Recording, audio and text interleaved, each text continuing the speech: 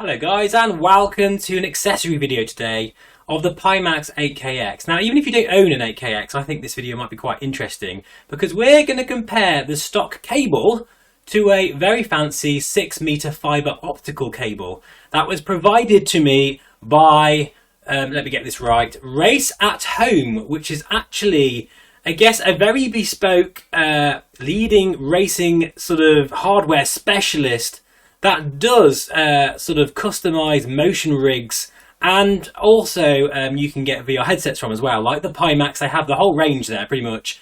And if you do live in the UK, I know quite a few of my subscribers has bought their Pimax from him because it's like next day delivery or really like 2 or 3 days at tops. So I think that is probably worth a bit of a look on his website. So I'll put his links in the description below. So thank you very much for letting me borrow this fibre optical cable. And the first thing that struck me whilst comparing it to the original Pimax 8Kx cable is the fact that, hang on a minute, we have, on the original cable, you have to have 2 USB ports as well as your display port.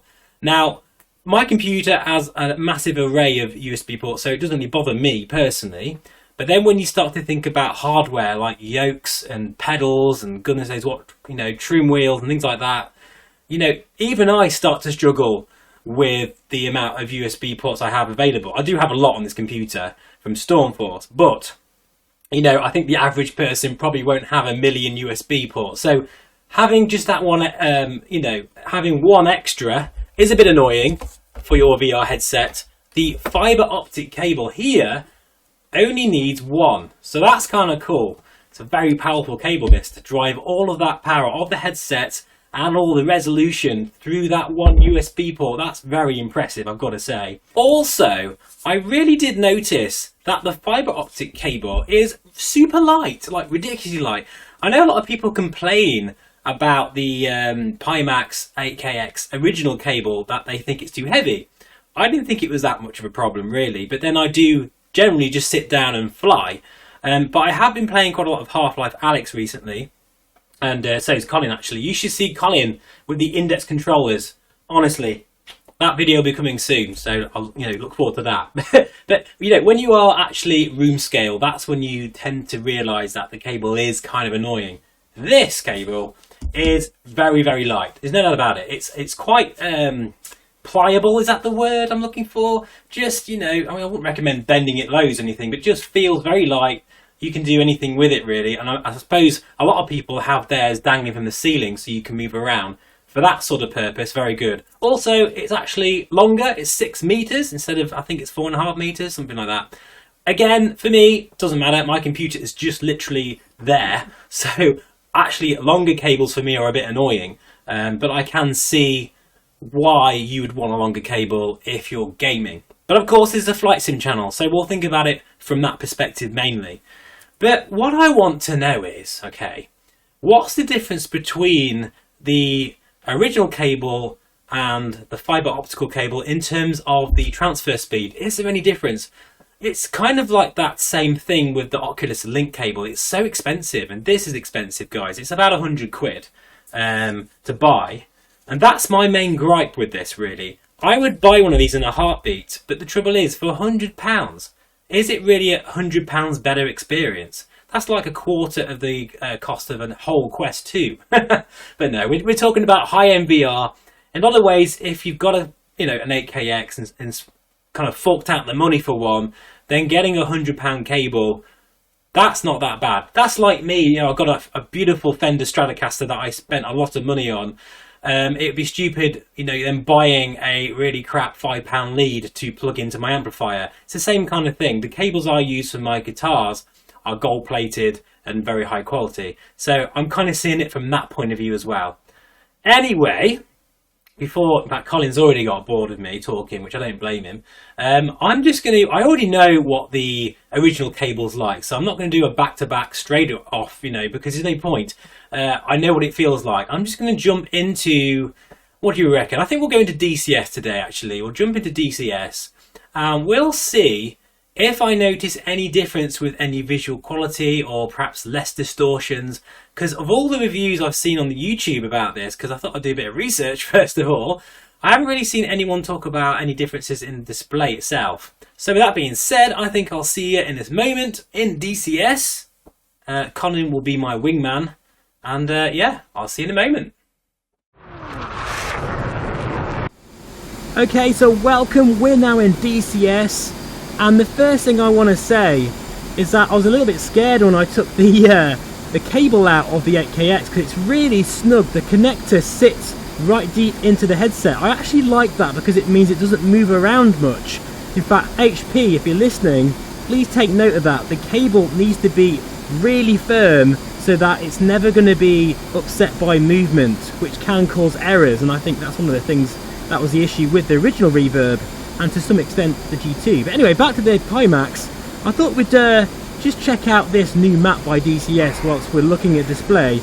I mean, I have to be honest with you guys, I don't really notice a massive difference in the display itself, but what I do really like is that the headset comes alive almost immediately now. Sometimes I have a few issues with it tracking with the base stations because I don't really have them set, you know, far away. I can't really with my little room. But as soon as I plugged the headset in, the 8Kx was immediately found by the base stations, which I really like. Also, this cable, it's so damn light. So I can see three major sort of huge advantages straight away, and it almost feels like it's wireless. That sounds really strange, but I feel like I don't have the cable attached to it. I really do like that. I like the fact that I've now only need one USB, which is really cool. So that's the second point. And as I say, the third thing is that it seems to track better. Maybe there's just more juice going to that display.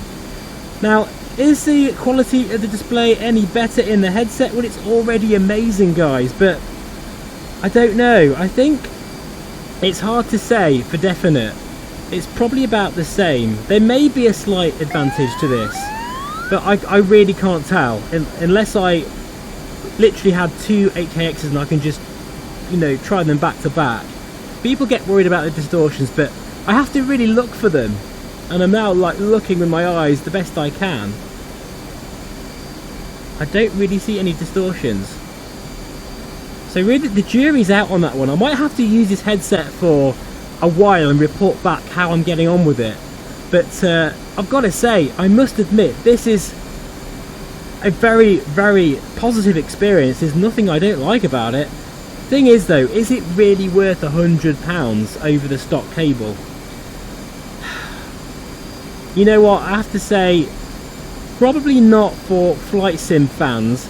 If you're on a tight budget and you've bought the 8Kx and you haven't got a lot of spare cash left, honestly, the original cable does a great job. But if you want that premium experience, a bit like what I was saying about the guitar, you know, having the better quality sound and just having a better quality cable, I do like this a lot. I think I'm going to have to get one of these myself. Oh. Love it. I think if I had to go back to the original cable, I really would not like it.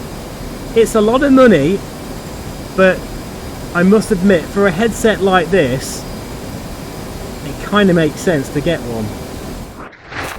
Wow, I love the Hornet so much. So really, yeah, I think my conclusion is, it's not an essential thing to own, okay? This doesn't change the game. It's not like something that you must buy. I don't think you should, honestly. If you're happy with the original cable, keep it. It does a great job. But I do really like the fact that it's not just a little bit light. It's like almost you forget that it's there. And I do think that the headset is happier with that extra power and the data that's being fed into the headset. You're not going to get any improved frame rate, but you probably are. I probably am getting a slightly better image, or at least less distortions, but I cannot tell you for definite. It's a tricky one, and I'd like to know anybody out there with a fibre optical cable that has noticed a definite difference in the, you know, display quality. because the 8Kx, guys, it's so incredible in this thing. The sweet spot is so beautiful. The 4K per eye and that amazing field of view that every time I'm in this headset I'm smiling like a kid at an air show, honestly, for the first time. That's how it feels. I love it that much. And if this cable makes that experience a bit better, then for me it's definitely worth it. But it's certainly not something that you really need, so don't feel compelled to go out and buy one.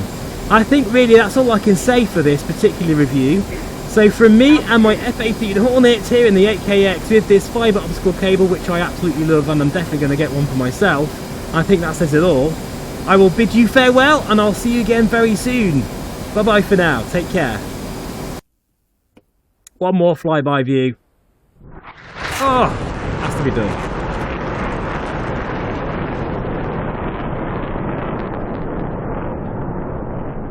Even when it's far away, you can still hear it. And that kind of rattling reminds me of an air show. Maybe I'll get to go to one again one day. I hope so. Cheers, guys. See you soon.